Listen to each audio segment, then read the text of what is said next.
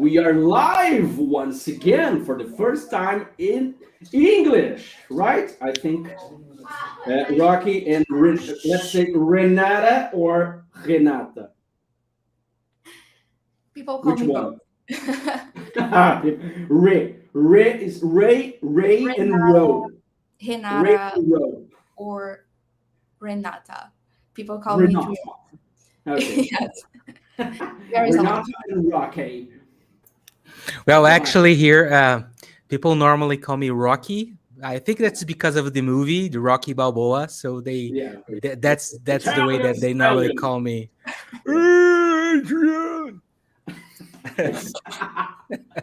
Exactly. Oh my God.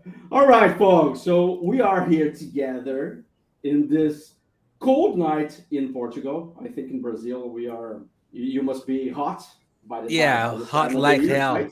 hell. Yeah, especially Renata, which lives in the northeast Yeah, regions of Brazil. All right, Recife is. Am I pronouncing this correctly? Recife. I think it's very hot in there, right? Tell me about it. it is.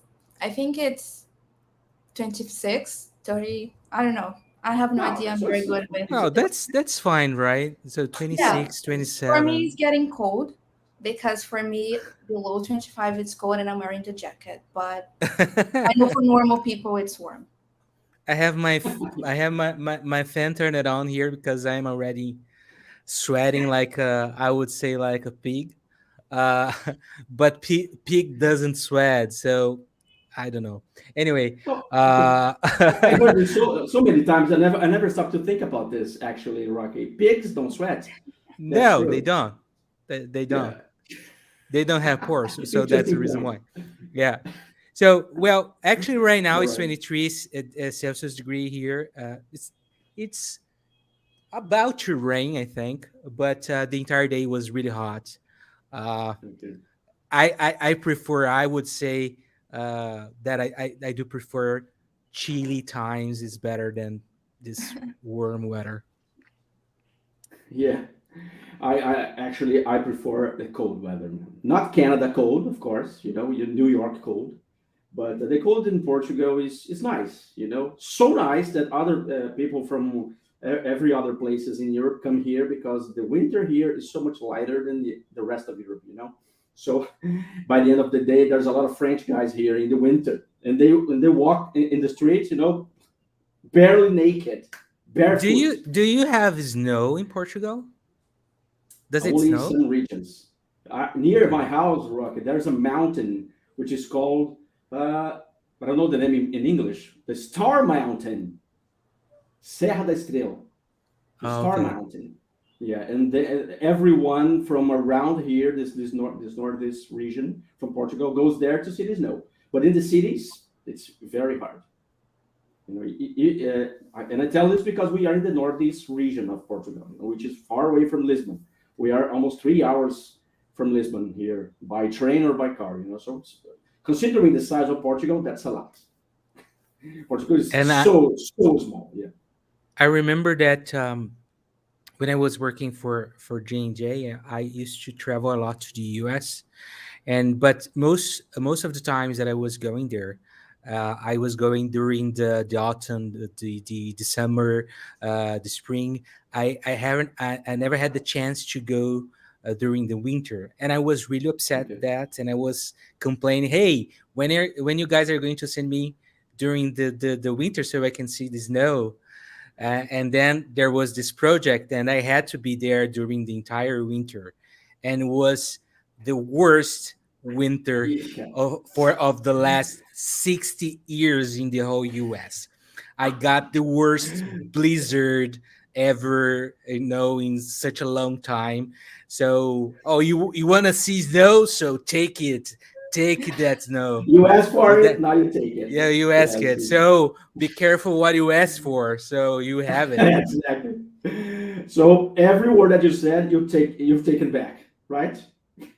No, You wish actually, that I you never like said it. anything. Well, I like it. The thing was that I wasn't prepared, so I didn't have a pair of gloves. I didn't have the proper shoes to be wearing. So I had to go to the stores to buy it because I didn't have it. and Yeah. I had to dig with my bare hands my car from the Come snow on. because there was a lot of snow on top of my car. I didn't have anything to help me out, and I was kind of freezing. My hands were burning. It was terrible, but it The was mustache, man. well. At least I This is have the mustache, I, your superpower. I didn't You have must have used the well. mustache. I was not wearing mustache that time, so that was the reason why I suffered. So That's why you were so cold. I can see that. probably yes. All right, all right. So people are coming, guys. Hey, I'm sorry. I'm sorry. At least he saw snow. Yeah, Yeah, yeah. you've At never least I seen saw snow. snow. Yeah, at least I saw snow. It You was know, nice. you know, snow is. I've spent my entire life wishing the day that I would see the snow. You know, those kids' dreams. Oh, one day I want to make the angel in the snow. 30 years later, here I am in Portugal in the Star Mountain, and then when I saw this, actually the first time I saw the snow was in my honeymoon in Chile. Oh, That's nice. right, It's a in nice place Chile. to see Yeah, snow, actually. yeah. It was a ski mountain in a city that was called Pucón, El Pucón. It's a very, very small and cozy city, amazing. No particular Chilean food, actually. I went to Chile and I ate lasagna. I ate hamburger. There was nothing in the city that was Well, typical from Chile. at least you got a nice wine, right? Yeah, yeah, definitely. So it wasn't a honeymoon, guys. I was a little busy, right? So I went to the honeymoon to ski because it was the package of the trip to ski. But I never wanted to ski at all, or in the first place. Okay, so in the end of the day, there was snow in the city, and then I saw this for the first time.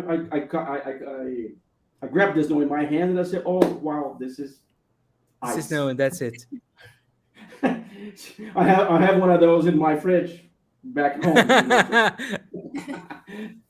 So why bother? But the environment was amazing, because there was a lot of American people there to snow, and the guys rocking. The guys were machines. Americans usually in this scenario, they are amazing. They are so great at sports. You've been there, you know this. You know, I've seen some movies and some articles about this. As I'm a father of three. Parents in the USA, sports for their kids is everything. They have a Hmm. sincerely deep hopes that their kids are going to be athletes, because every athlete in the United States is very good has a very good education. You can't Yeah, be an that's true. NBA player if you don't go to college. The best Hmm. players come from college, right? So it's not only the sports. Your kid must be good at school in order to be a good athlete. Yeah, So that's true. that's amazing, and that's why parents in the US go so much after this. Yeah, sports there are almost like a religion there. They really take Yeah, care. yeah, They really and there is a lot of incentive for this kind of thing. So and I saw that, and that's a matter of fact. yeah, yeah. All right, so let's say hello to the people that are coming. Hello, Lau. I don't know how to pronounce your name correctly. Yamazaki. Ale. Hello, Ale. How are you? So as people are coming, we are almost 10 minutes now. So let's introduce what's happening here today. Okay, and then I'll tell everyone a little about deploy, and then we can start. All right. So people, my name is Mao Barros. I'm a Brazilian guy living in Portugal, and this is the first time in my life that I'm live speaking English. Okay, so I feel kind of comfortable with my English, but not enough to be live. Okay, so forgive me if there is anyone who actually speaks English, like Rocky and Renata, to forgive my Not at lousy all. and rusty English. Okay. So be patient with us because it's a second language, right? It's a power that people like us must master, right? We were not born in an English country, so it's a huge barrier for us Brazilians. I think I can speak for everyone, right? That for us it's a huge challenge to learn a second language, right? What do you guys think? Yeah, definitely. And it never gets easy. It gets easier, but never easy. Yeah, And yeah, the effort. You need to translate everything you think to another language and everything you hear so you can think about the answer and then translate it back. This is Yeah. exhausting and makes everything harder. So Yeah. maybe people think that because we speak English every day, it's easy for us, but it's not. This is a myth. It's not easy. Every and day is a new challenge, right? and if you don't use it, you lose it. So Yeah. it happens that if you stay a long period of time without practicing, you're gonna have a problem. Maybe your brain gonna work, your hearing is gonna be okay, you're listening, but speaking, you get rusty, Yeah. you because our tongue is, it's a muscle, and we practice and we use this muscle in a certain way. And when Wow. and when you are talking in a different language, the movement and the positions and everything, that the how your tongue works is different, because you need to have different sounds, different combinations. And um, and if you're not practicing it, it's just like what we were talking about a little earlier. It's like an athlete. If you don't Yeah. practice it, you lose the flexibility and how to get it right pronounced.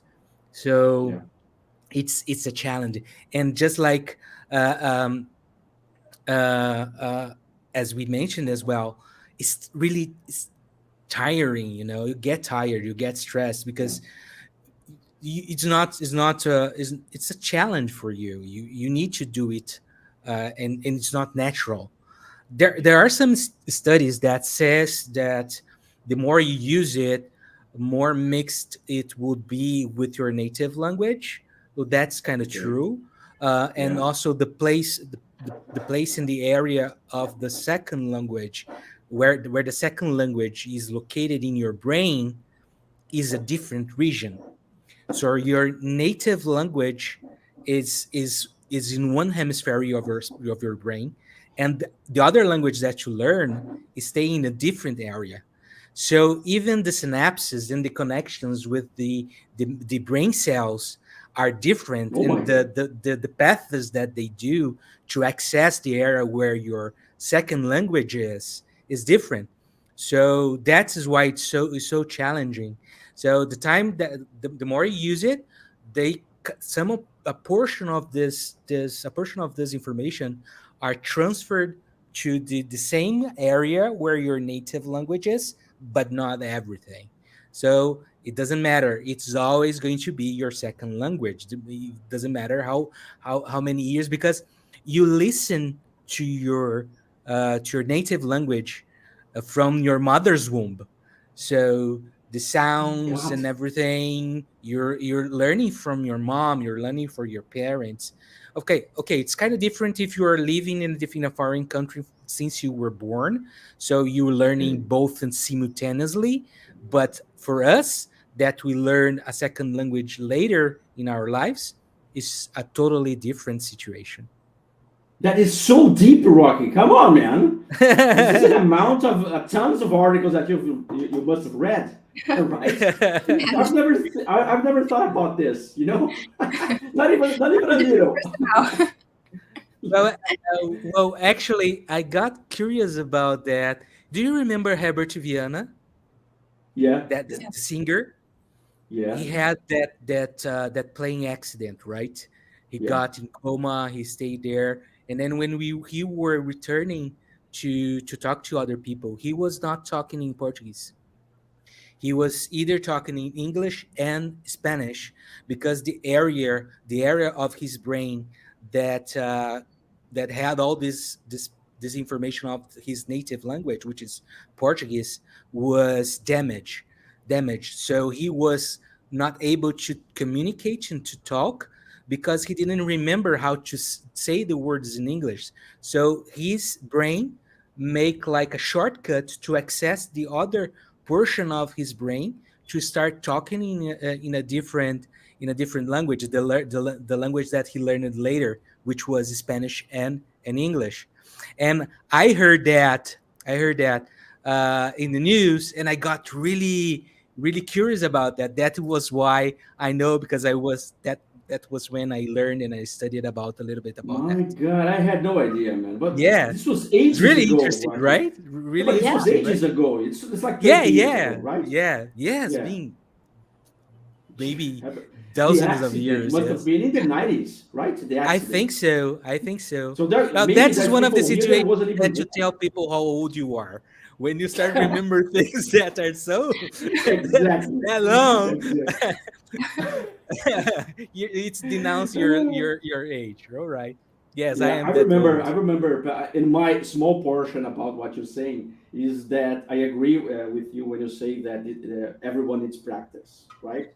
So every athlete, especially the guys with the muscles like Dwayne Johnson, The Rock, he always says that if he stops training, he stops having the body that he has, you know? And it was funny because I don't know if you guys watched Black Adam, you know? Every He's superhero huge. is He's huge, man. huge. I don't know if you are like me. When I really want to see a movie, I go after information about this movie. Okay, so I went after information about Black Adam, and especially I really like Dwayne Johnson. I follow the guy in the Instagram. So one of the a small group of people that I actually follow in social media, and he was saying in an interview before the launch of the movie, before the premiere, that every superhero costume comes with muscles. Yeah. And when they tried his They have all costume these with artificial feelings muscles, inside of yeah, the custom. Yeah. I thought it was so funny because guys, remove those fake muscles, please, because there's no room for them. My muscles are actually so huge and real that you have to remake It's my all costume. it's all that we need. It's my Yeah, original muscles. So yeah, well, exactly. So actually, yeah, he said had that he didn't wanted to wear customs with fake muscles, and yeah, if he didn't have enough muscles, he would train and practice more to get just enough. to get the right No, shape for the it. man. If you follow this guy on Instagram, every five stories that he records, four of them is him training. Yeah. Every day, every hour, everywhere. Oh, I'm in China now training. Oh, I'm in Pakistan now training. There's a gym in Pakistan. Really good. Come on. Okay, guys. Enough talk. It's small talk. Getting back to the to the start. My name is Mao. This is Deploy's channel. Okay, Deploy is a company that connects that connects. Here's the lousy and rusty English speaking. Is a platform, a company that makes the connection between special professionals like Rocky and Renata with special companies. Okay, so this we've been doing this for a few years. We've learned a lot along the way, and here we are. Okay, so if you're here for the first time, welcome.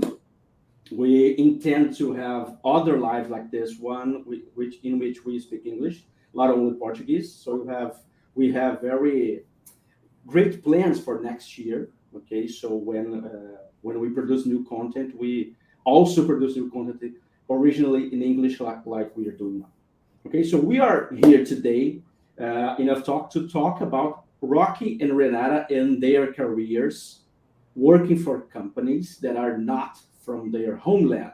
Okay, so Rocky, they both work for a company that is not in Brazil. Okay, they are still in Brazil, right? You are. I know you are. Yeah. But you work for another company, for a company that is physically originally in another country. Okay, so this small little fact changes everything. Okay, because you have to regulate your brain to speak English every day, all day, every day. You have to regulate your agenda about the time zones, right? You have to be patient and very brave to deal with people from every other country. I'm not afraid to say this. When you are in an international team, you are not talking only to Americans or English people, right? You're talking to Swedish people. You're talking to Iranian. You're talking to Indians mostly, right, Renata? I'm sure you talk to Indians all day. Yeah, and their English. Tell me about their English. Come on. Hello, hello, mister. Yeah, it's hard. I'm not used to. I think it's the hardest accent for me is the Indian because it's the one that differentiates the most from the others. But also Sweden. Sweden's hard, and Scotland. Yeah. Scotland is. I mean, from the countries who speak English, Scotland is the hardest one for me. It's There's a something lot of that jokes.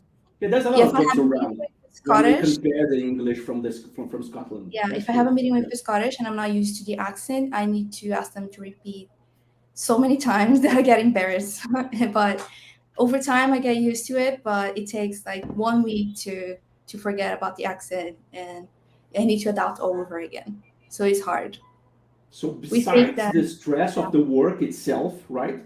Besides the heavy work, the heavy lifting that you have to do all day, you still must develop a skill which is understanding people from yes, everywhere. So that's a huge plus, guys. This is no easy stuff, right? yeah, Rocky, and I I dare, know that. Yeah. yeah, sorry. I dare No. to say that the accent is not the only thing. Also, the way people express themselves is different. So it's not because they are speaking in English that the way they express themselves are going to be the same as what you're used to. So it's not only the accent; you also need to learn how the people communicate. Yeah. Yeah. That's challenging, right? So I'm not sure about this, Renata, but like me, you've never been living in another country, right? No, I You live in spent Brazil. your whole life in Brazil, right? Yes. Just like me. I spent 37 years in Brazil, and here I am in Portugal. Rock, you had an international experience once, right? Tell us a little about this, Rock. Well, actually, I worked for Johnson and Johnson for over 15 years, right?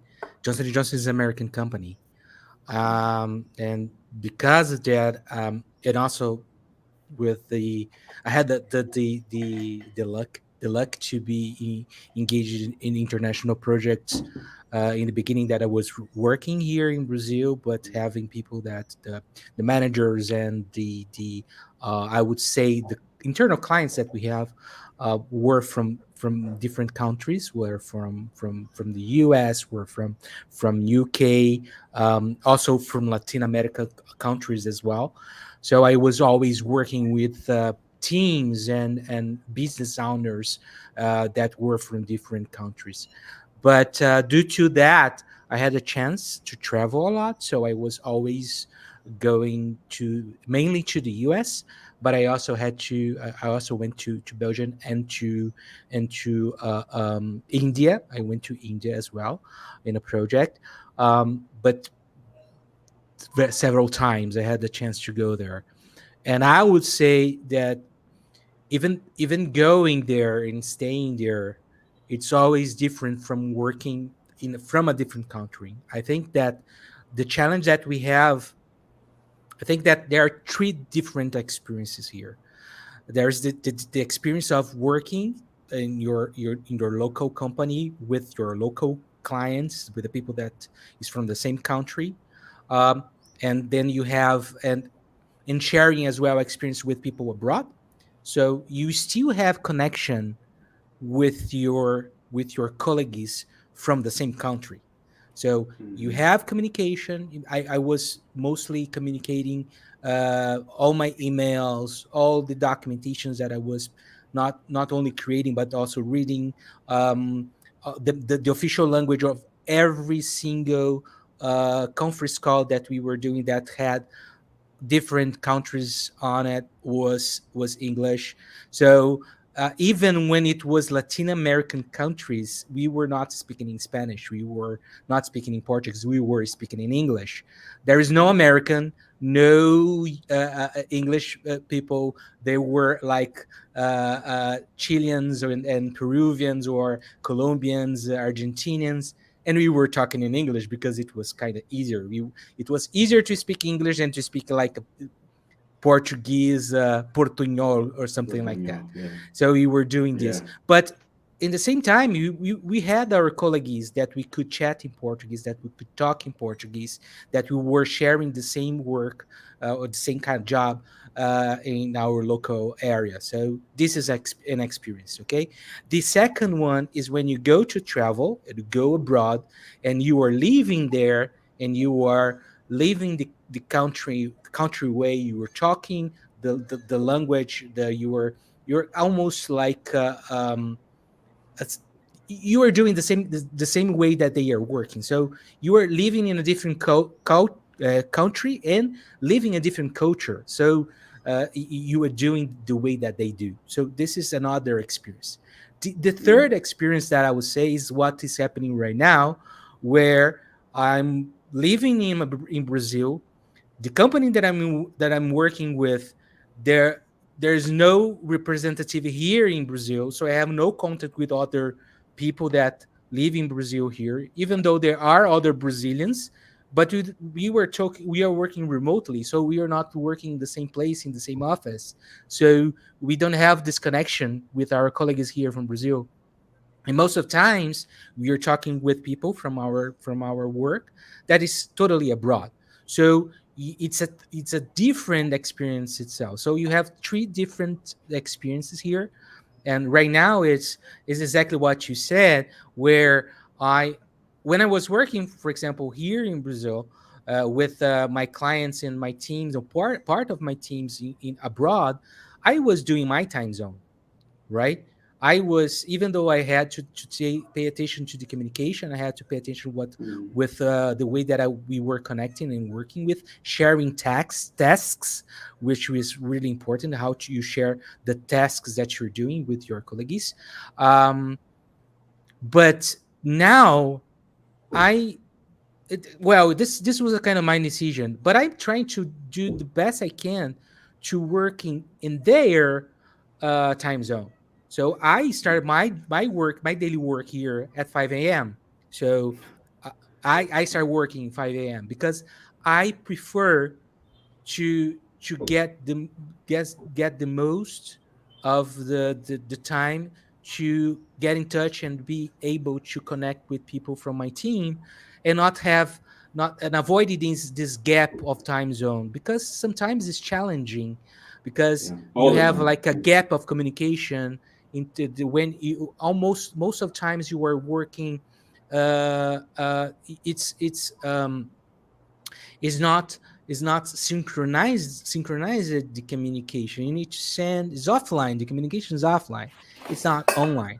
So I Yeah. prefer to get closer to time. So that was my decision to start Hmm. early in the day. But the company is totally okay if I decided to work in my time zone. There is no problem with that. They're ready with that, but No, I that's nice. decided. So this Yeah. was what I had to like manage. And another thing that you mentioned is I'm not only working with people that is from UK. I'm not only working with people that is only from the US.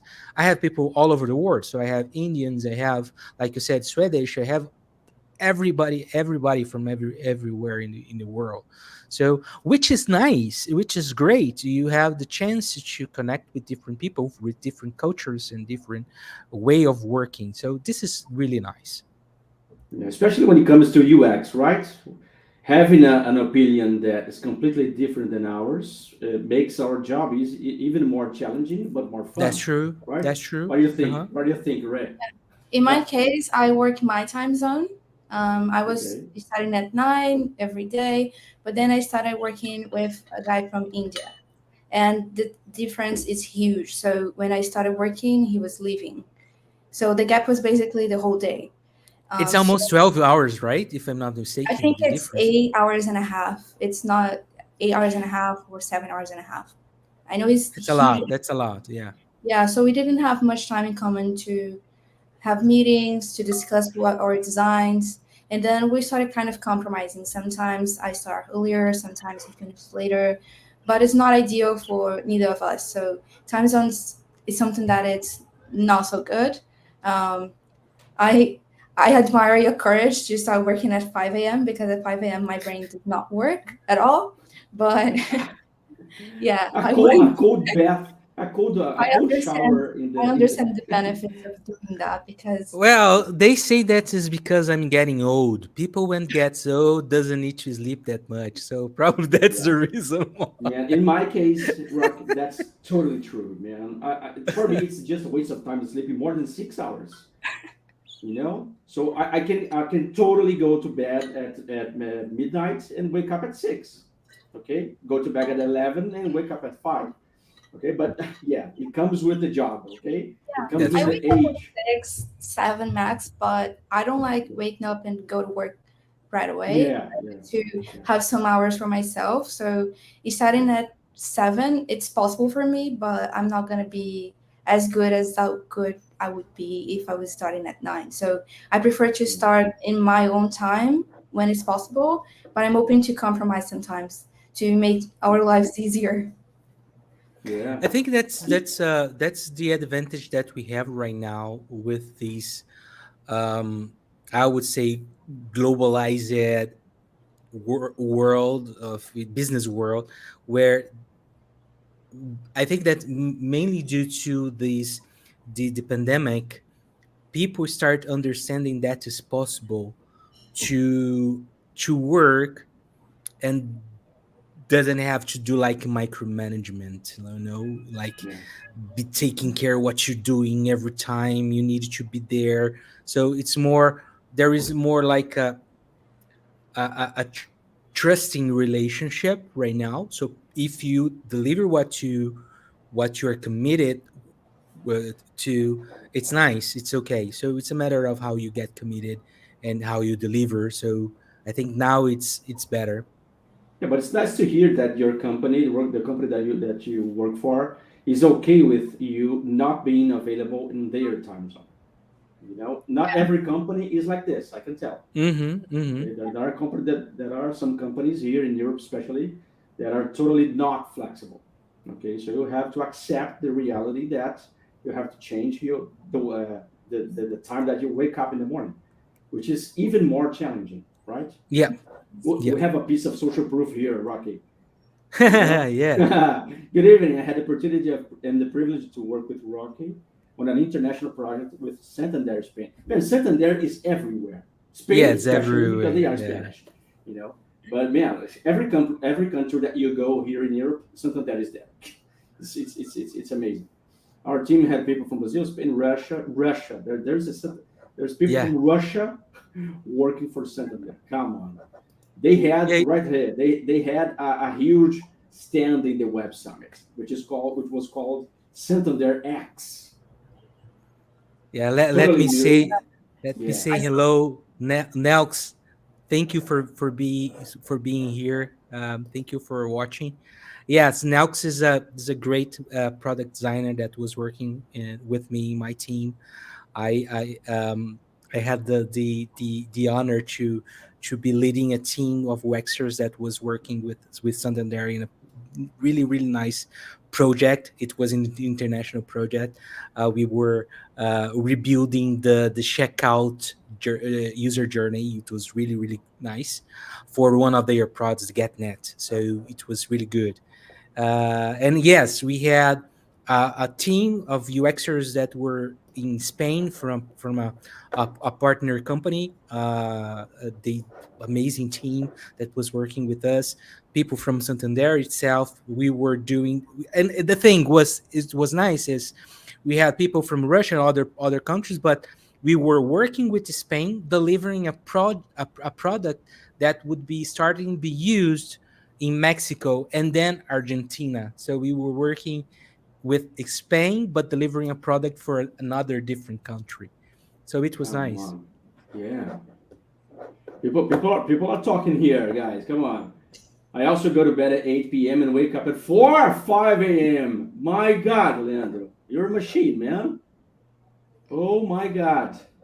Totally prepared to work for foreign companies. I cannot Definitely. see Yeah, I it's cannot see making his myself job. at 5 a.m. and speaking in English. 5 There's a.m. no Yeah. way I can do this. Waking up at 5 a.m. and the brain is sparking English. It's hard, yeah. Let's say Radiolson, the U.S. company that I work for, is also pretty flexible. but that's not the case in some other places. That's true. Yes, true. Yeah. Okay, guys, we forgot to introduce ourselves. We are, talking, and if if everyone lets us continue, we go on and on. Okay, so introduce yourselves. First, ladies first. Come on here. Tell us a little about yourself. Okay, so I live in Recife. I'm a UX UI designer now. I'm specialized in mobile design, and now I'm working for, as we are all saying, so you might have guessed, I'm working for a company in another country, which is in Europe. The country is based in Gibraltar, which is a tiny little country in the south of Spain. If you open a map, zoom it a lot, and then you're gonna see this tiny little country, and it's Gibraltar, and my company is based there. And there's people from everywhere, so this is an interesting experience I'm having, and I'm hoping I can bring a lot of nice stories for you guys today. All right. So that was really quick. Come on, less than a minute. I'm trying to be quick. Rocky, Rocky, keep it up. Keep it up. Less than a minute. Go. I'll try. I'll do my best. I'm terrible with this. Oh my god, time boxing is I know. not my my cup of tea. But anyway, so I'm a professional with over like 20 years of experience in IT and digital product design. I've been leading digital experience projects in large companies in Brazil and abroad. I think that you can see a lot about my professional careers if you go to my LinkedIn. Just to summarize here, I'm a specialist right now, specializing myself, studying a lot about the facilitation, design facilitation, innovation workshops like design sprint, design thinking. I've been doing this a lot since 2017, so it's been a while. I also have my YouTube channel. I invite you guys to go there and subscribe. Is the UX Chat is a place where I invite a lot of other designers and people that love design to talk. Mao Barros has been there already. We talked about Yeah. Webflow. It was really nice episode, so Yeah. you can check it out. So it's don't do it right now. Let's keep it up here. But after this live, please go there and subscribe. It's gonna be a pleasure to have you there. Um, I really I'm a really people oriented person. I'm convinced that uh, that are the little things in life that can make a great difference. I've been working to ensure that I will never underestimate the changes that we can do to influence our world. So that's the reason why I'm really passionate about UX, about design, about technology working all together, because we can use all this to improve other people's lives. So that's the reason why I decided to be a designer, to work as a UX designer. This is the main reason of it. So communication, connection, empathy are my favorite words, and uh, and I try to walk the talk as much as I can, and I definitely believe that you can do much more with greater impact through partnership and collaboration than what you'll be able to do by yourself. So basically, I'm a rock and roll guy, not because of my name. I love rock and roll. I love sci-fi. I'm a nerd to the bone. So if you want to talk about sci-fi, you invited to just be my guest. We can talk about a lot about that, and that's it. After that, Wow. It I was a feel like little more than a minute. a longer longer introduction. You can complete it now. Hey, come on. Go. Add a little something for us. Okay, so um, okay, so I don't know what to say now because I was so trying to be quick, so I didn't think much about what I was going to say. But I'm coming from, I have a degree in design, and I was pursuing my degree. I got into this program called Apple Developer Academy, Wow, and that nice. program introduced me to UX. I knew what UX was, but I didn't know really. I thought I knew it. And then it got me really interested in the possibilities of mobile applications because that program was created by Apple. So although we were not creating things for Apple, we were creating things for Apple platforms. So Apple TV, Apple Watch, iPad, and most of the products I created were for iPhones. So I could explore a lot of technologies and understand the potential that you have in a phone like this size, and you carry with you around everywhere, and you have all of these types of applications. So I got really interested in, I want to do something like that. I want to do something that people carry around every day, and I want to create something that is relevant to people. So I decided to pursue that and started to get involved in mobile opportunities. I started working as a freelancer for a company in the United States. I was working remotely even before the pandemics. Um, so I was doing a lot of applications, and it was really fun because they were creating applications like this. And I have 2 weeks to create a design. And it was not something super elaborate, but I learned a lot until I got into a consulting company, and I learned even more because I was dealing with another type of product. This time I was working for Brazil, so it was also a new market. Um, it was really different from my previous experiences. And then I got into the company I'm now, which is a huge company. The products have thousands of users daily, and it's another dimension. So I'm learning all of the things around dealing with huge apps that people actually carry around every day. So it has been a really amazing journey, and I don't have an extensive experience like you both, but I'm really proud of myself, and I'm really glad about the experiences I've had, because that willingness I've had to see people using my products and seeing myself creating things that are relevant, these are becoming true step by step. And I'm really excited to see what's going to be my next creation and how people are going to interact with my designs. So I have that ambition now to keep working with mobile. I'm still working with mobile. I do work with web also, but I'm still in the native team, so I'm still working with apps, and this is what really excites me. Wow, You nice. know, this is what I love about designers, Ben. I'm sure you didn't notice, but your eyes were glowing, were sparkling when you were talking, This kind of passion, I am sure you can't see anywhere else, right? People who love design has have shiny eyes, right? Yeah, I design's in can my tell. family. My mom's a Yeah. Yeah. designer, my sister's a designer, I'm a designer, so I grew up with design. I knew what design was so early in my life. This is something amazing because usually in the back in the day, right? If you come for a company from a family with only doctors, probably you would become a doctor. Same as managers, same as dentists, same as lawyers, right? But not designers. But today, a few years later, there are actually families of designers. Yeah. Father is a designer, mother is a designer. Every sisters and brothers are designers. This is amazing. This is Yeah, so that's nice. true. You guys realize how good it is, how good this is. Yeah. I didn't have the I would say the privilege to have my parents as designers, because but my father was really into technology.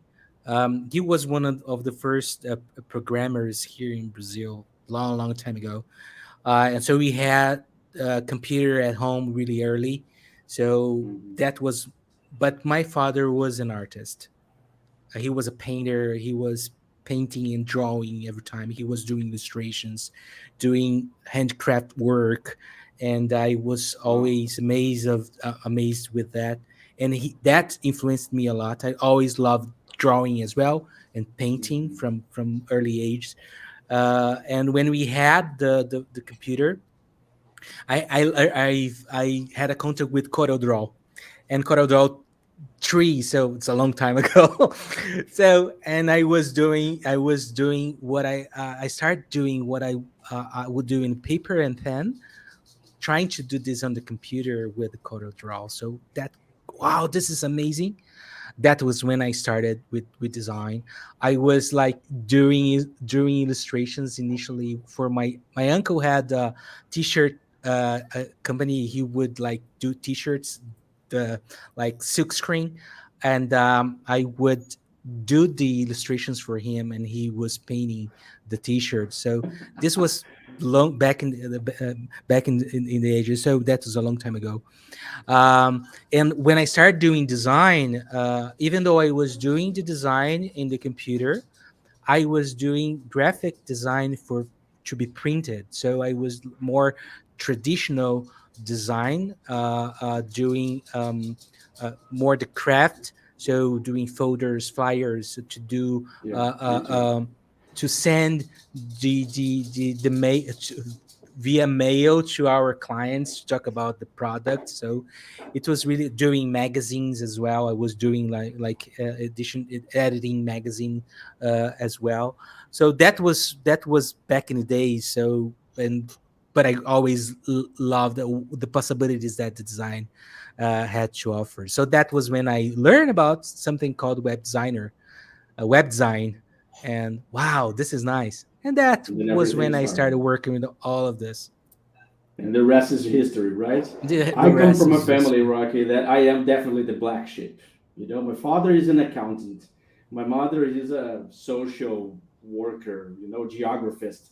And my brother, he was always the first in class, and he ended up being becoming an engineer. You know, so I, I And I- my mom, I my want to brother, be a my mother, my father, designer. yeah. So when they saw me, in the young age, they said, "Well, poor little thing, he's gonna be a designer, not going to his father's path or mother's path or even brother's path." So by the end of the day, I love what I do, and I'm sure that I love what I do so much more than them do, than they love what they do, right? So that's the sparkle that I always tell everyone about. Let's go to the questions now, guys. We are 47 minutes advanced, okay? So let's go. The first thing I'd like to ask you both is what exactly the companies that hired you saw in you in order to hire you? Okay, I'm sure there's maybe the sparkle in the eyes. I don't know, the shining eyes. But what exactly happened? We all know that the selection process is tiring. It's difficult because you are in Brazil. You are in a race for that opportunity with another Brazilians. When it comes to an opportunity in another country, you are running. You are racing with people from the entire world, not only from Brazil. So the competition is so much more difficult.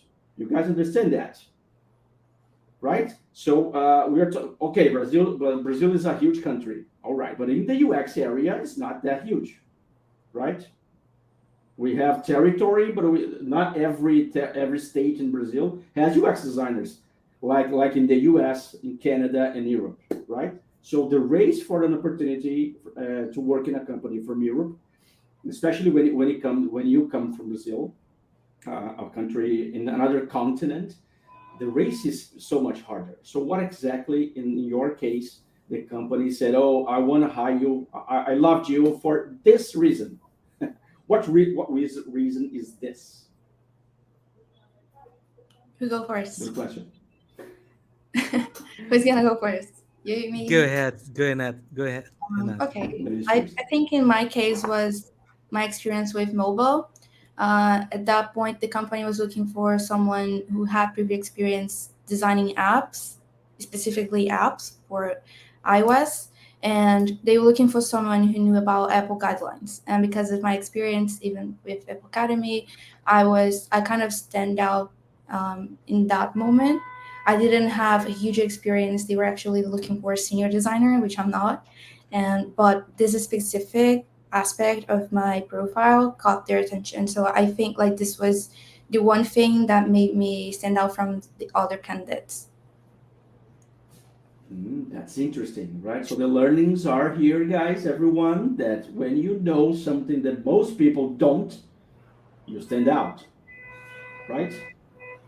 It was one specific skill that I had that I Yeah. could show them how good I was in this, and I could, which is also important, the confidence and how you tell your story, This also sells yourself to company.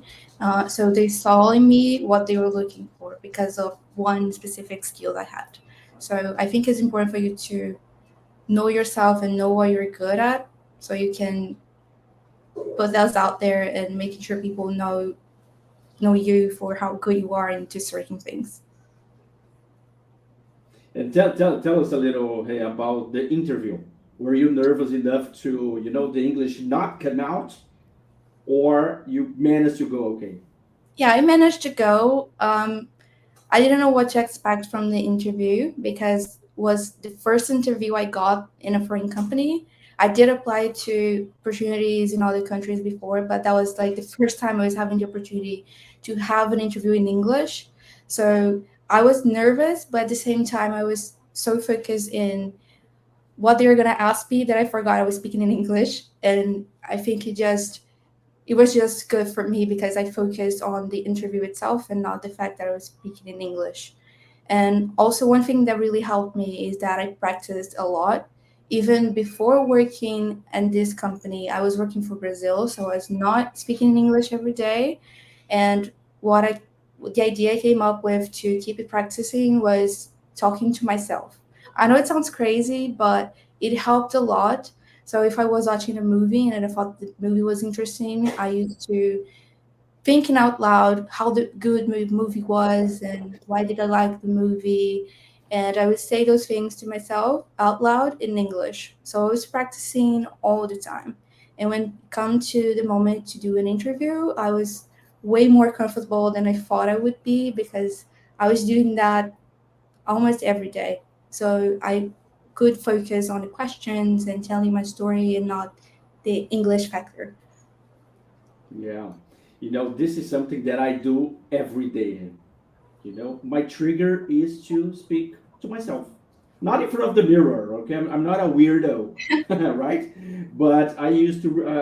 I'm used today. This week, tomorrow, to repeat sentences. Automatically. When I hear something in a music or a movie, and then I start repeating that sentence, that is new for me. Because guys, we that are we that speak Portuguese, okay, we don't know all the words in our language. You know all the. If you get a dictionary today, right now, a Portuguese dictionary, do you know the meaning of every word that is there? Not at all. We don't own our own language because it's so rich, so there's a lot of thousands and millions of words, so we don't know that. So when you start repeating the sentences like he and I do, it helps to become the trigger. I think that's the point. Everyone has to go after the trigger. What triggers you to learn English and to record English in your brain? All right. There's a question for you, Renata. How did you show that you had this knowledge? Good question. Yeah, it's a great question. Um, there were a few points. Starting on your LinkedIn in your CV, making sure that if you have a skill that is relevant to the role, make it stand out. So in your bio, in your headline, in your CV, use keywords, and all of that's gonna grab the company's attention in the first step, which is knowing that you exist. And when you go to the interview, if you advance that step, making sure that when you tell your story, you highlight those skills and you highlight how those skills were present in your journey. So for me, was the Apple guidelines thing. I talked a lot about my experience at Apple Academy and all of the things I've learned there. When I was presenting a study case, I present them a mobile app study case and I showed them that I had that skill and I showed them why I made certain decisions and always telling them like things I knew that I learned around mobile design. So I think it's in taking advantage of the opportunities you have to talk about yourself and showcasing your skills and highlighting your strengths. Yeah.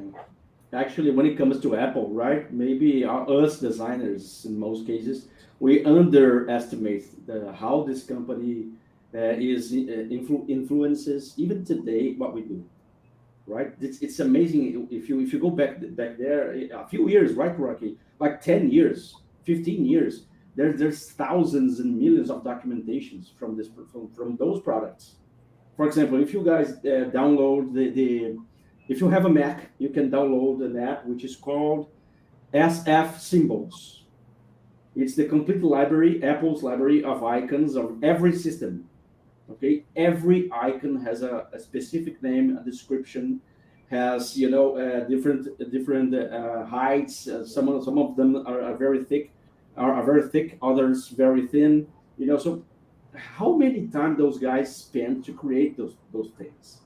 We are talking about icons, not even considering the parameters of the grids and everything else. If you go to Apple developer.com, you see that it's endless libraries and documentations about this. So I think this is out of the world how those guys produce this amount of stuff in such a small time, right? Apple Academy exists for how much time? Uh, you know, I think since 2014, yeah, almost 10 years.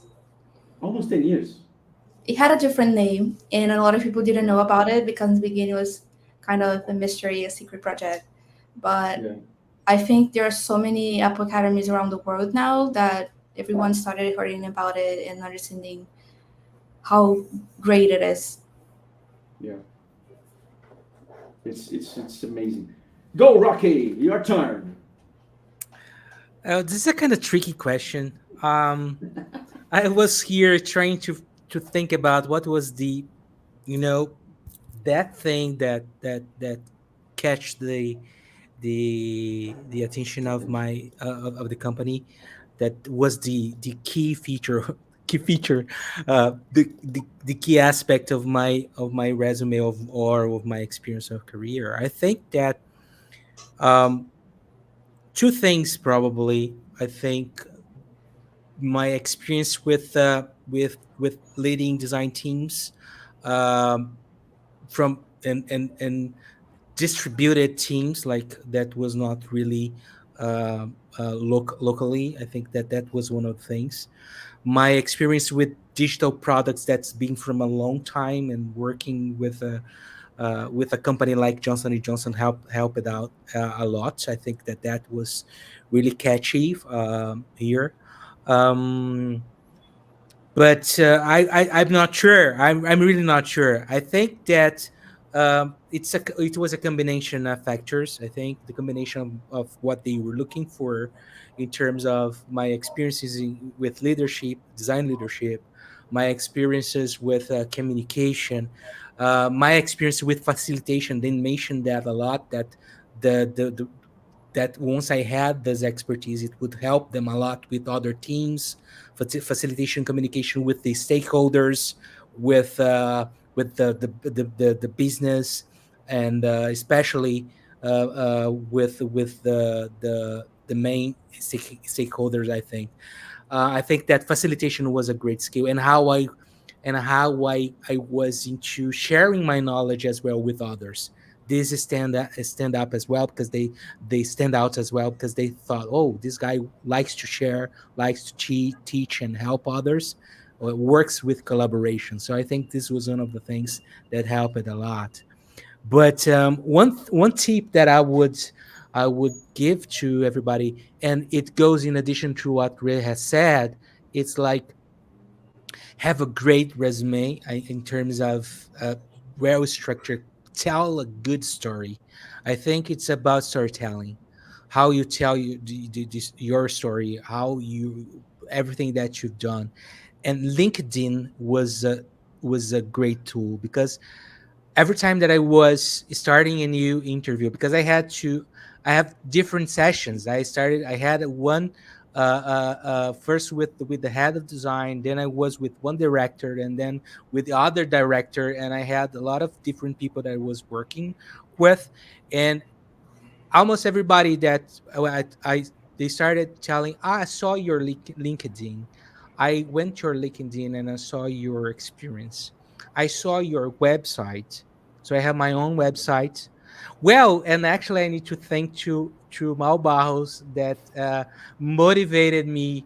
That he was poking me. Hey, you must do your website. You need to focus on your portfolio. You need to build it up, and I did it, and it helped me a lot because people was looking into it.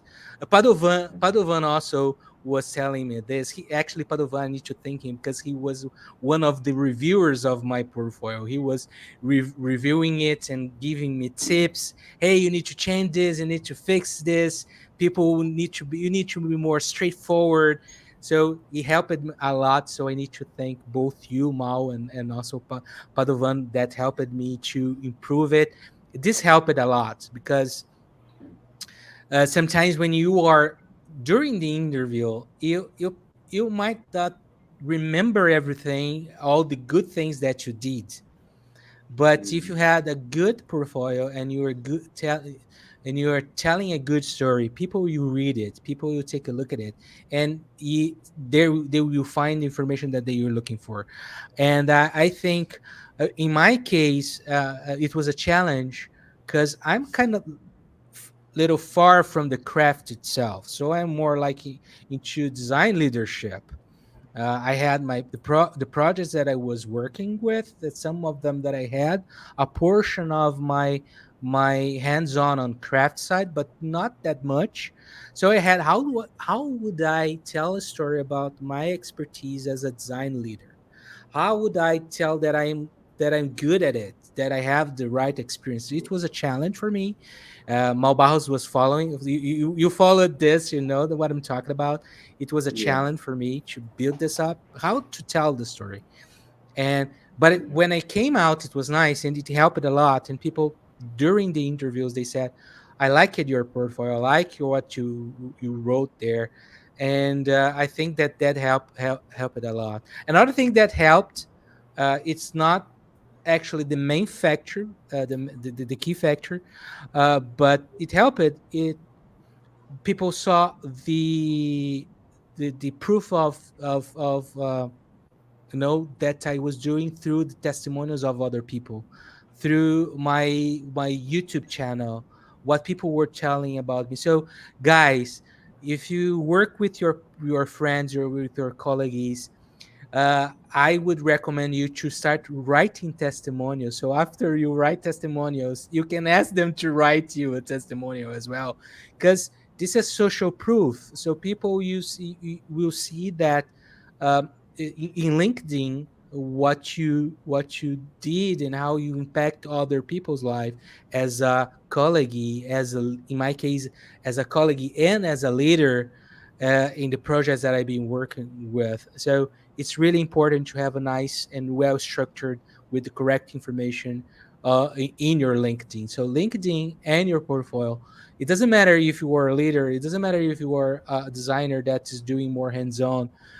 It's important to tell a good story. So I think that helped me a lot, and I had a lot to thank Deploy and also Mao and Padovan that gave me all those tips that helped a lot, and also taking the advantage of time that you guys made the bridge. So it was nice as well. So you connected me with the opportunity. So this is nice because and actually it's the very first time that I'm working with a company direct hired directly from abroad.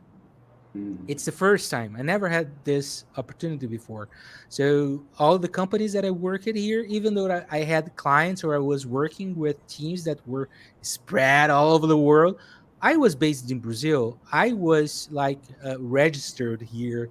My bosses were here. My directors were here. So it's the first time that everybody is abroad. So that's the very first. And I didn't even know how to start it, how to get started with this, and you guys help it a lot. So I know that this is not supposed to be like a public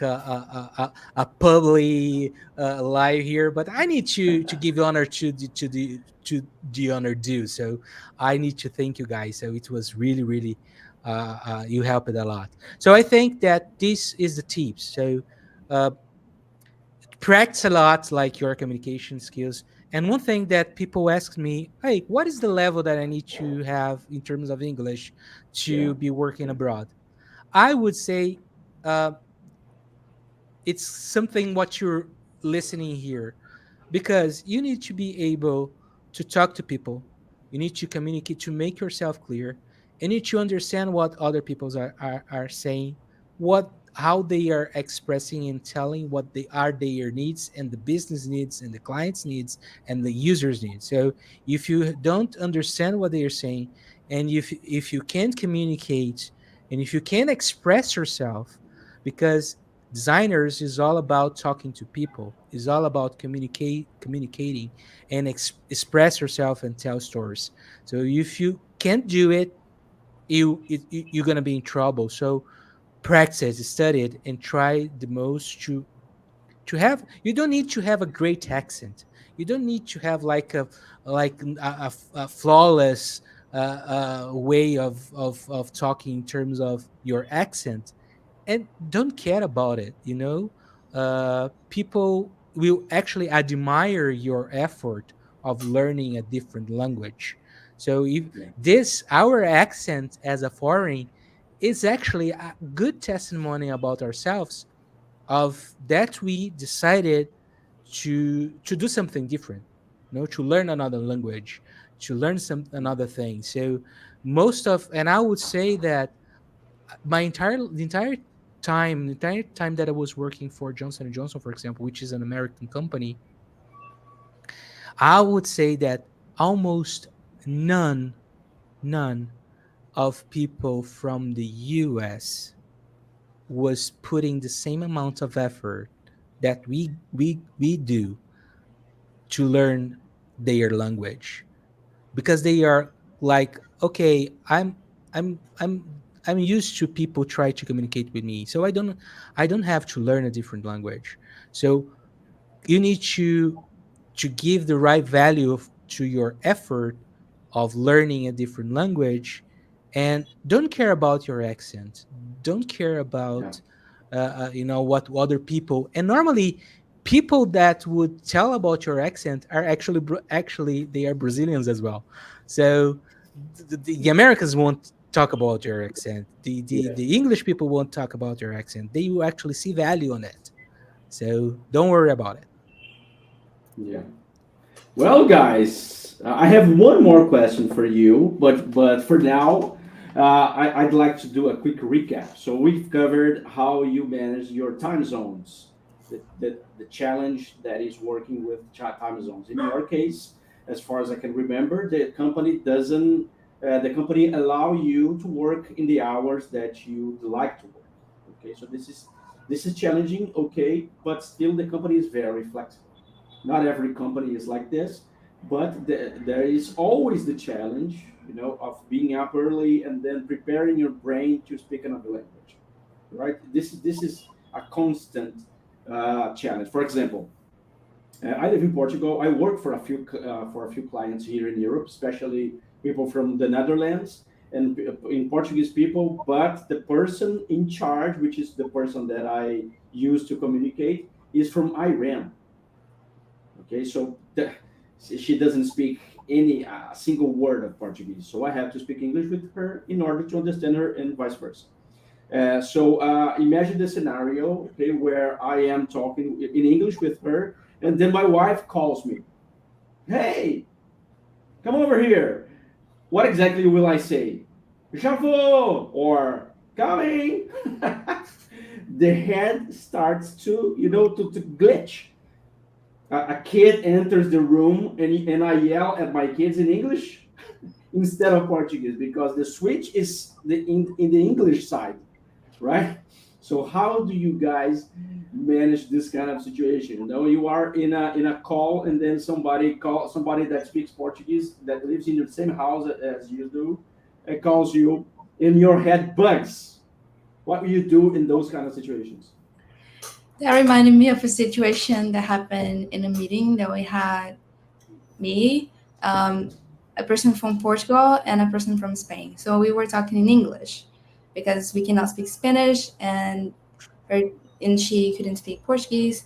But when she left the meeting, my brain was functioning in English, and then the person from Portugal started talking to me in Portuguese, and I couldn't understand a word he was saying. So I was kind of, why am I so bad in English today? And I was trying to understand what he was saying because my brain was functioning in English. And then when I realized he was talking in Portuguese, I just started laughing. I couldn't stop laughing at myself because my brain just froze in that moment. And then he had to repeat the whole thing because I had But no the idea. person was Portuguese. The person was Portuguese from Yeah. Portugal or And he Brazilian. was talking Portuguese with me, but my brain was functioning in English. So I was trying to understand him in English, but he Yeah. was speaking Portuguese. Yeah, so this is not a legend, right? There is a mental switch when I you would change say it. a similar situation that happened with me. I went to I stayed with one of the very first experience that I had with people from abroad. It was not actually at work. It was from the community at the church that we have some visitors, and I was one of the teenagers that one of the only teenagers that were able to speak in English. And I was one of the translators of the Americans, and I stayed with them for almost a month. We were doing everything together and stuff, only speaking in English. Just a very few moments that I had to translate when they went to the restaurants or something. I would like be the interpreter, and I stayed them with them for a while. And then when I came back, I remembered I was so freaking tired, and I went straight to bed, and I didn't even took a shower. I was with my the same clothes on, and I start to sleep. And my mom went to my room and knocked and opened the door, and said, "Hey, Rocky, ain't you gonna take a shower? You are all with this dirty clothes on the shit. So change it. Let's go to take a shower." Then I start to talk with my mom in English, and my mom was saying, "Why are you talking to me in English? I can't understand the word you're saying." And I said, in English, "I'm not speaking in English. I'm talking to you in Portuguese." And my mom was saying, My "No, God. stop. You know what you're making fun of me. You know that I don't speak English. I can't understand what you're saying." "But mom, I'm not speaking in English. I'm speaking in Portuguese." And I wasn't. And a matter of fact, I was talking in English. That was a really fun situation. The other thing that was kind of similar what Red just said was when I went to the US and I stayed there for almost 6 months. And when I came back, I was in the airport here in Brazil. I just arrived from the US, and I wasn't understanding what people were saying because I think my head was so used to English. I couldn't understand a word people were saying. And it was terrible because I was trying to understand what people were saying, and I couldn't because it was tiring to do this switch, Yeah, to switch the back, reverse to switch. do the Yeah, reverse, to unpress the SAP key, the SAP key. yeah. It was a challenge that time, but I was getting used to that with the time. But sometimes it's a little bit stressful, uh, because again, switching language, especially when you're still here in Brazil, so you do the entire day communicating, talking and speaking, writing in English, reading in English, and then you have your family here that you need to talk in Portuguese. You need to go to the market. You need to go to the bakery. You need to talk to other people in Portuguese. Sometimes it's really stressful, and sometimes one thing that helped me a lot is that I have this I'm addicted to audiobooks, and I'm listening audiobooks almost all day long. So I got used to listen in English every time. So I'm always listening in a different language. But it is sometimes it's really tough It for us is a challenge to, to get used to that. It's tough, not easy, not easy. There's no, even though there is this imaginary switch button, it's difficult to find where it is, and go there and switch it As on, it's switch it off. imaginary, you can't find it, you can't touch it, Exactly, right? exactly. You don't know where is it, where it is. Exactly. Hey, there's a question for you here. What advice can you give for us to deal with the different cultural aspects of foreign coworkers? Brazilians tend to be more easygoing than American or German, for instance. That's true. How do you say? That's a question that is hard to answer because I don't think there's one way to deal with different cultural aspects. I just think we need to be really open minded and understand that people are coming from different places. So they're going to collaborate differently, communicate differently, they're going to express themselves differently. And not every time you're going to understand what you're trying to say, or maybe you're going to misread a situation because you thought they were being rude, for example, or they are going to think you're being invasive just because we have these different cultural aspects. And I don't think there is a secret to deal with that. I just think we need to be really open minded and expect those situations to happen. So when they happen, okay, that happened. They are just thinking something different than I am, and understand that this is a learning thing. You're going to be learning on a daily basis, especially if you're working with so many people from so many different places like I do. So today I'm gonna work in a project with a guy from India, but tomorrow I'm gonna work with a person from Scotland, and they are going to be super different from each other. So if I'm open-minded enough to understand that it's going to be different and they are going to face the situation differently, even though the projects are similar or the situation is similar, um, it makes the situation a lot easier, and it helps you to communicate better and Yeah. making the environment healthy and making sure that no one is hurt because of miscommunication. Yeah, but in time you get used to it, right? I'm sure you've had a lot of meetings with Indians, and then you get your mind prepared to deal with those guys. And when it comes to Scottish guys or Swedish guys, Indian guys, Yeah, you have you have kind of a different mental preparation, even if it's not on purpose at all. yeah, You don't get to choose that moment. And oh, I'm mentally preparing now to talk to an Indian guy. No, no one does that. Okay, so no, your mind starts to get used to face those situations more naturally in time, right? It's not I yeah. would it doesn't happen in the first month, But I right? I would would like something. to add No, go. something. Okay, go ahead, go ahead. Later, I would David. add that even people from the same country can behave differently because we are all different. So it gets you get used to the situation. Like it can happen, the miscommunication and the differences can happen, but Exactly. you never actually learn to deal with everyone because everyone's gonna Mm. bring a different background and a different personality, and that's also something that it is important to think about. So it not necessarily gets easier. You just get more. You Less just difficult.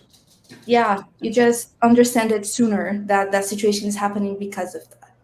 Yeah, Yeah. one thing that is exactly what I was about to say. That was what I was about to say. That is not only about the country or the culture that the people is coming from, but also that they are an individual. These people that you are working with thinks in a different way that you do, and even though that tomorrow you're gonna talk and work with another people from the same country of this person, that person is a different one, is a different individual. So what you need to understand is not, of course, the culture and the country. Understanding this is important, but you what you mostly need to understand is how that individual behaves, how that individual works. It's how you need to interact with that particular individual. And that is likewise in our entire life. It's like we understand how we deal with one of our childs. I'll say my I have a couple of children, so my daughter thinks in a way, behaviors in a way, and my son is totally different, and they are in the same house. They came from the same dad and mom, so and they are totally different. They have totally different personalities. The way that they see the world the world is different. So I think that is important to understand the culture, but mainly you need to understand, to deep dive in the individual, to break the bread, find a connection, do the rapport, and have like how you connect with that particular individual. This is I think that's the tricky stuff, and is exactly what Ray said. It's much more than the country, is much more than the culture. All Yeah, right. and also one thing that I would add is not that's necessarily bad. Um, Mm-hmm. Working with different people is really really positive because everyone is unique, and when you start appreciating the uniqueness of each person, even working gets better. So I don't think this is a bad thing. I just At know all. that we need to be open minded to get to know new people, and because I'm working on a huge company, I'm getting to know new people all the time. So it's important to understand that culture, yeah, culture is going to have an impact on the way they see the world, as Huck was saying, but it's more than that, of course. Mm-hmm. Mm-hmm. Yeah. And I think that that's the fun part, right? To be working Yes, for a different a company from a different country. That's the fun my part, I favorite think. part of the job. Yeah, exactly. You're meeting different people, you're talking with different people, learning more, connecting more, doing network. You're growing as a human being. So I think that 100%. that's the great thing, in this particular opportunity that we have here, Yeah. uh, is to be able to, and it's all about design, right? That's what design is all about. So connecting with people, solving people's problem, understanding each other, psychology, behavioral, it's stuff like that. I think that is what design is all about, right?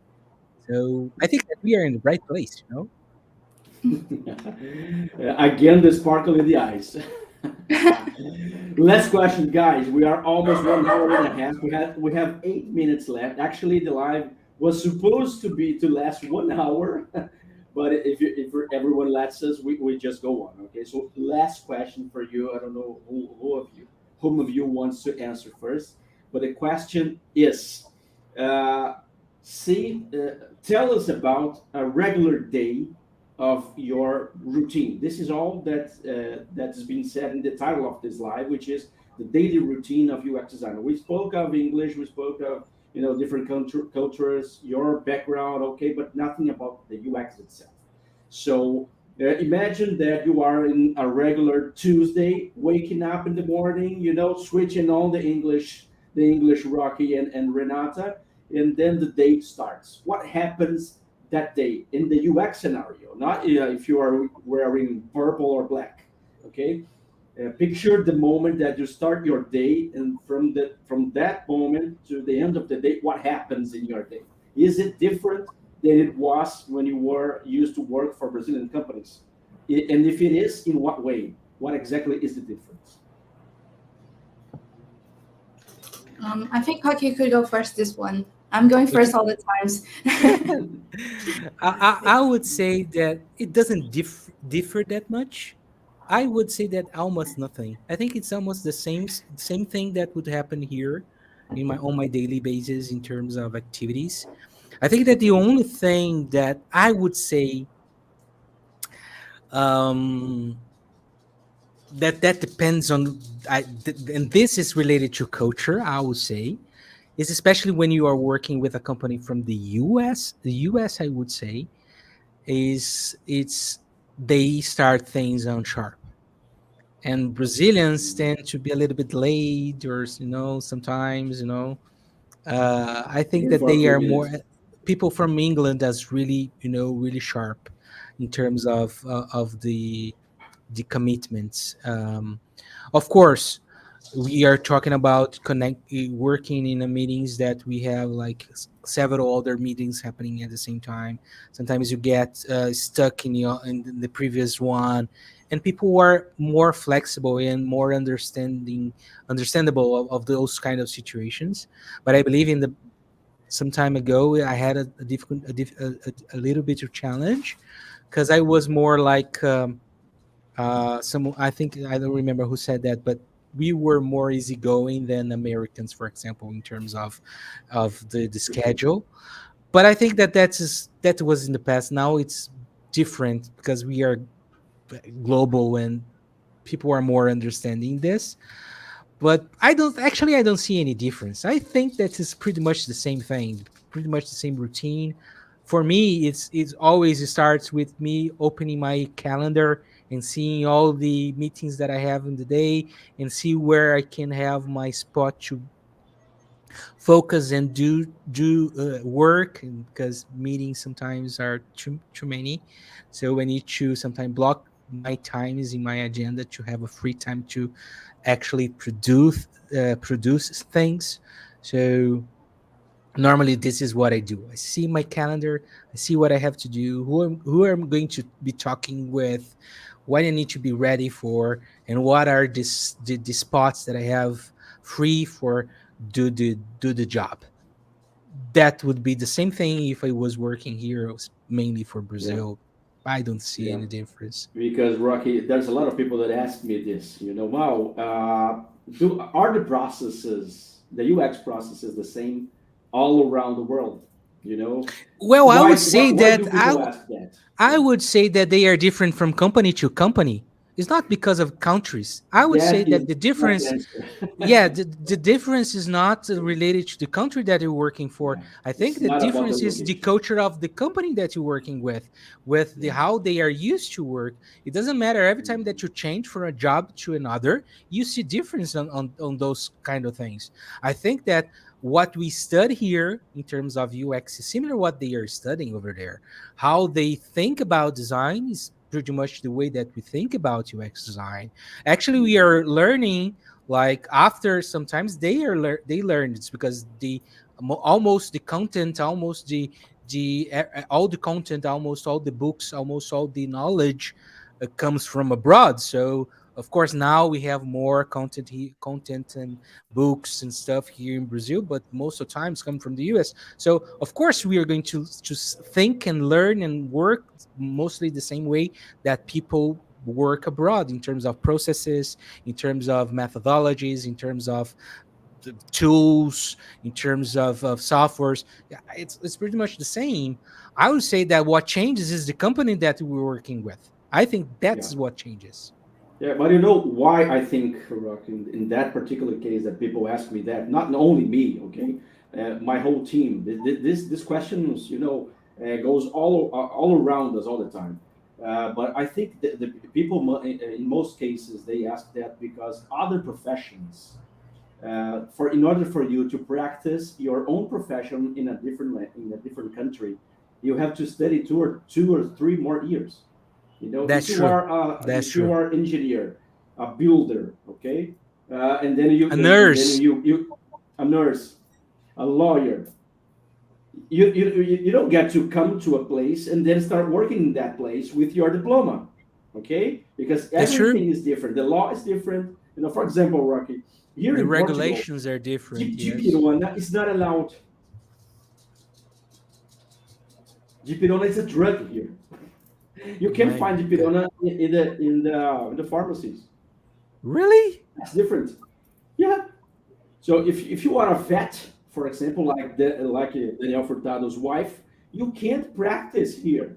You have to study 2 more years in order to Oh, practice. that that's You know? true because I was looking to the things to move to Portugal. My wife is a nurse, and I was trying to learn what she would need to learn and how what would be the process for her to be able to work there. Actually, Mhm. she needs to start all over. So she needs to go to college and she needs to study all over again. But Yeah. she can do a different job like uh, do like uh, uh, um, be a caregiver with for Yeah, old people, for example, but yeah, she yeah, can't nurse. She can't be a nurse. yeah. So answering the question that I made myself, Rocky. People from UX design ask me this because there's no barriers, right? So if you No, practice UX design in Brazil, you can definitely practice US in Gibraltar. You can practice UX in Spain, uh, in whatever country, which exactly. is which is huge news for Awesome. us. This Yeah, is awesome, guys, because you have definitely no barriers ahead of you in order for you to practice your own profession in anywhere you go, right? So I think that's why people ask me that, because their wives like yours, their brothers and sisters and fathers and mothers, they all wish to go to work abroad, to have a to taste to have a, even for a little while, to taste a different scenario, okay, and they can't, they just can't. that's And true. then they start and then they start wondering, have I chose the right profession? What if I, back 10 years back in the day, if I chosen design or other future professions, I wouldn't have that problem and that difficulty that I have now. What do you think? Hey? Yeah, I'm gonna go back in the conversation a little bit because I wanted to agree with Hockey that for me, I don't see any changes when it comes to design. Mhm. I'm gonna have meetings. I'm gonna do design methods. I'm going to do research. I'm going to search for references. The design itself is the same, and Mhm. I agree that the process can vary from company to company. But I was also going to say that the process can also vary from project to project within the same company because Yeah. projects with different needs and different goals are not going to have the same process. So it's going to be just like in Brazil. It's going to vary from project to project, company to company. It's not a Teams huge difference teams there. from teams, right? There are teams that are more mature than the others as Yes, well. that's true. I think it varies depending on your current context. And for me, the biggest difference is not related to design. And I don't know if I think that's something that relates to the company as well. It's not because it's another country, but the pace is slower. I came from a company with a really fast pace, and now I'm working on a slow pace. So the amount of tasks is different, the amount of meetings, the time we have to do things, the time we have to get some feedback. So if I finish a task today, I'm not necessarily going to show this to someone today, maybe not even this week. Maybe I'm going to have like 3 other days to do something else or iterate by myself. And the timeline is different, the rhythm is different, and this is something that changed for me when I went from a company in Brazil to Europe. But I also feel Same like here. this is something that changes from company to company because I do have friends that work for Europe that have a different reality. I'm just telling my personal experience because that's what happened to me, and that was Mhm. the only difference, like major difference I've seen from one place to the other. Sometimes the amount of bureaucracy as well, right? A lot of Yes. bureaucracy to get things approved, to get things reviewed. Um, you know, there are different paces. That's true. There are companies, Rocky, for example, that take, usually a month to buy the license of Figma. So you have to work in your own license of Figma on your job Gosh, because of the internal processes and compliance that doesn't allow designers to use Figma. A month, 30 days for you to start working because there's not a single soul in the company that can sit in your site, even if it's virtually. Okay, and say, which plan do you need to work on Figma? Nobody asks you that. You know, this is for Figma. If you need anything, any other tool, it might take other month or 6 months. You know, that's true. that's the kind of challenge that we are talking about, right? hmm hmm Yeah. I think that the bigger the company, the more difficult it goes. I think that we as if you are used to work for smaller companies like startups or companies that are starting now. So it's a totally different pace. It's almost you're doing in a rush. You're doing in a hurry. Everything you need to get ready for yesterday things. I think, and Yeah. then you have other companies that have totally different paces. I as when I was doing consultancy and doing jobs for different companies, different organizations, I had to deal with different scenarios like this. So my team, I had like 12 designers working with me, and they were allocated in different projects, different companies. And when they were reporting and telling how what they were doing, how things were going, the paces were totally different. The process were totally different here in Brazil. So as I said, so it differs from company to company, project to project, team to team. You know, that's it. Amazing, guys. We are so much ahead of our time. It's 1 hour and 36 minutes, guys. We have to finish this. I'd like to thank you all for being here, for listening to what we three had to bring you. I hope this was an amazing opportunity and experience for you. Like I said in the beginning of the live, in case you weren't here, we plan to do other events like this in the next year. Okay, so kind of every month we are planning to have an English live. So if you want to practice, you want to learn from people that are eternally learning, like we three, like the three of us, join us and be part of this. Use this time to practice. I don't know if you guys realize, but in the comments, nobody has made any comment in Portuguese. Everybody that was here making Practicing, questions and yes. stuff. Let's practice. Yeah, so this is an opportunity, a live opportunity for you to practice, to lose the fear of English, right? So this is our plans. I sincerely hope that Renata and Rocky join us once again because we have so much to talk about, right?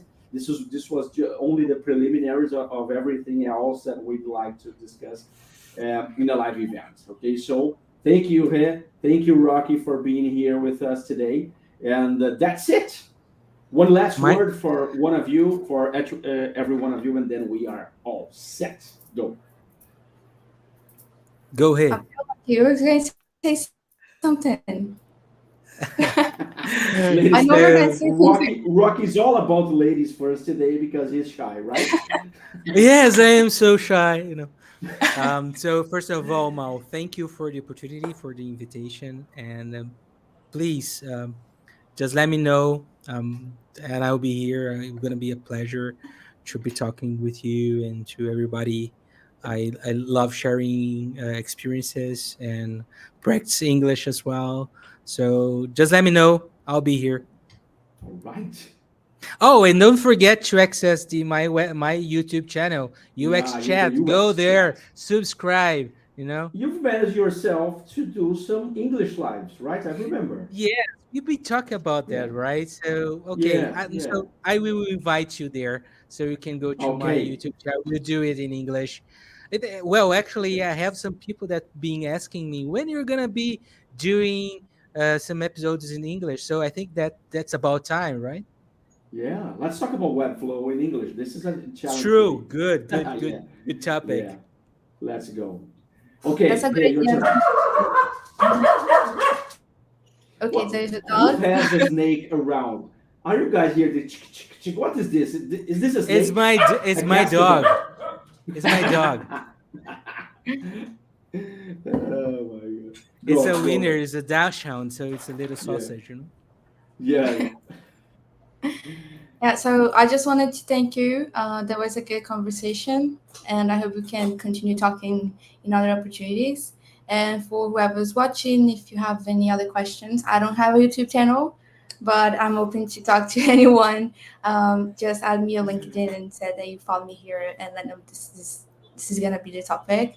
Um, I hope that you guys enjoyed and that we brought something that's gonna be useful for you guys, maybe inspire you guys in your next opportunities. All right. So, guys, this is it. I'll see you in the next live event. Thanks again, here in Rocky, and bye bye.